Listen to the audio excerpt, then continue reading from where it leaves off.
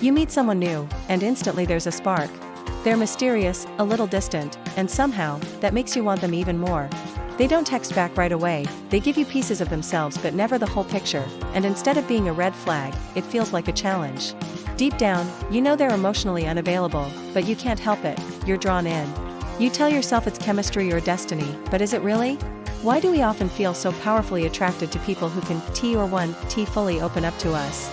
Today, we're diving into the fascinating psychology behind why emotionally unavailable people feel so magnetic, and more importantly, how to break this cycle so you can build healthy, fulfilling connections.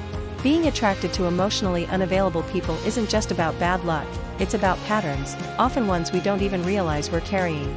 These patterns usually start early in life. If you grew up in an environment where love felt inconsistent, where attention, affection, or approval had to be earned, your brain learned something important but unhealthy: love isn't freely given, it's chased.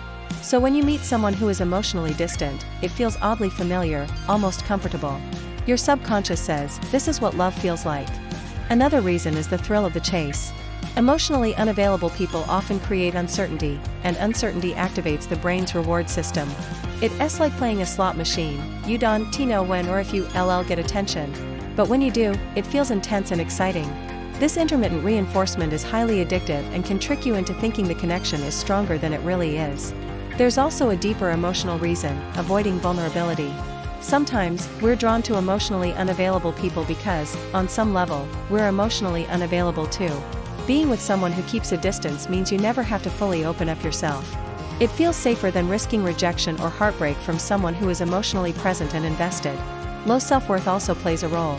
If you secretly believe you don't deserve a fully loving and available partner, you might settle for half-hearted love. You may not even realize you're redoing it. You just feel pulled toward people who match your internal belief: love has to be earned, I have to work for it.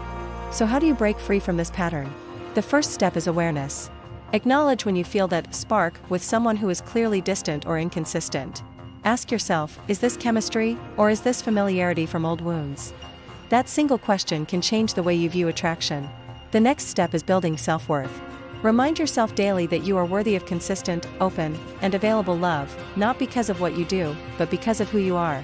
Spend time healing your past experiences, whether through self-reflection, journaling, or therapy, so your heart doesn't confuse emotional distance with passion. Finally, practice choosing differently. This means pausing when you feel drawn to someone emotionally unavailable and asking, would I be chasing love again?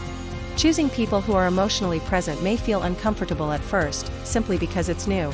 But over time, your definition of attraction shifts from chaos and uncertainty to safety and stability. In the end, being attracted to emotionally unavailable people isn't a flaw, it's a signal that your heart is craving healing.